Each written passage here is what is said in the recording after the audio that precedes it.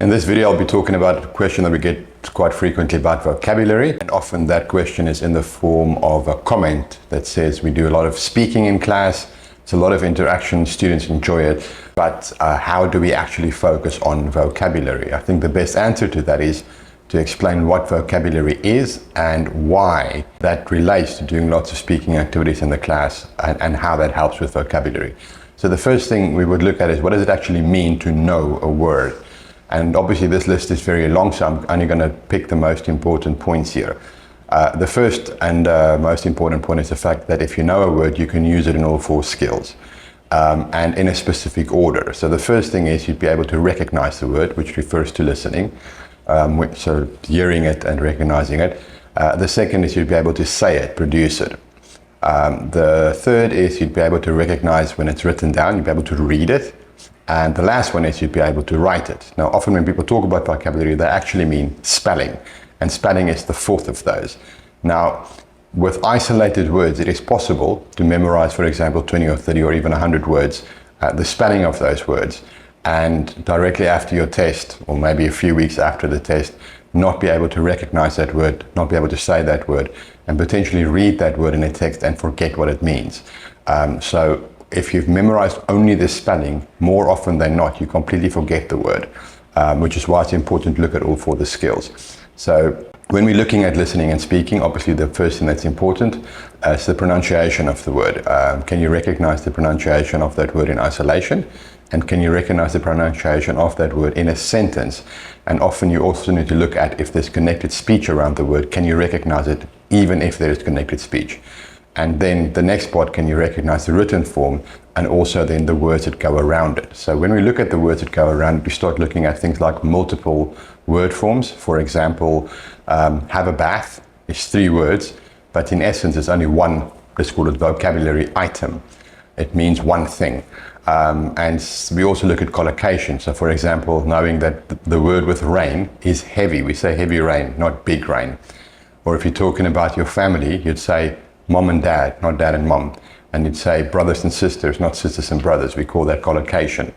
And then the third thing we look at is the grammatical elements, or the element that that word is. For example, and while this does relate to grammar, we start looking at things like collocation. So for example, if I read or if I hear I can, I'm expecting a verb to go next. Once we've done that, then we also need to go back again to pronunciation. So for example, while the 3 words in that example earlier have a bath, if I say it like that, they're quite simple. But if we start looking at things like connected speech, a student's often going to hear have a bath. So you need to go back to pronunciation and make sure that when that word appears in a sentence, that you can recognize the words around it also. The very next thing that I'm going to talk about then is word family. So once you know a word, you also need to know the word family. So a simple example is knowing both cat and cats, because the meaning doesn't really change. There are other examples, for example, happy, happily, unhappy, unhappily, happiness. They're all part of the same word family.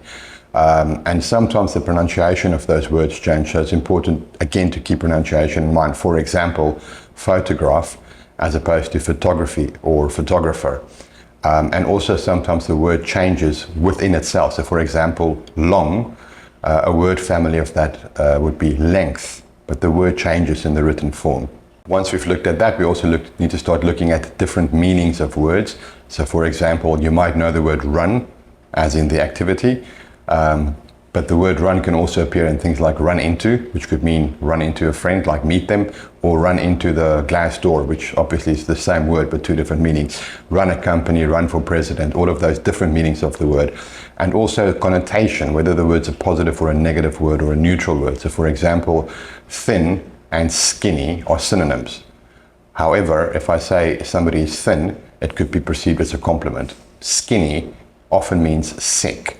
The connotation of the word skinny is negative. So those are also things that we think are important for students to know. And then the very last thing, obviously, is precision. Once you know that thin and skinny are synonyms, but they're used in different contexts, then students can become a lot more precise. Now, the best way for us to do that is to expose them to the word a lot of times, and for them to actually have practice beyond just saying the word in isolation, like in a pronunciation drill. Now, pronunciation drills are important. We do talk about pronunciation in another video. But to go back to that original question, why do we do lots of speaking? If you look at reading and writing, when you read and when you write, you're actually saying the words to yourself in your head while you're reading and while or before you write. And contrary to popular belief, yes, there are exceptions, spelling rule exceptions, and we'll look at that also in another video. But generally, if you can say a word, you can write it. Most of the times when there's problems within a word, it's because of unstressed syllables where people are uncertain if it's an I or an O or an E. But the consonant sounds are very, very set, and there's a lot of spelling rules that helps. If you can say a word, you can often write it. So that subvocalization helps not only with reading and writing, but that pronunciation awareness at speaking also helps with listening and speaking. So for us to learn vocabulary, certainly you could memorize a bunch of words off a list, but it's a lot more effective to utilize that word, to use that word very, very often, because then you cover all of the things that I've spoken about in the video, and then you can say that you have good vocabulary.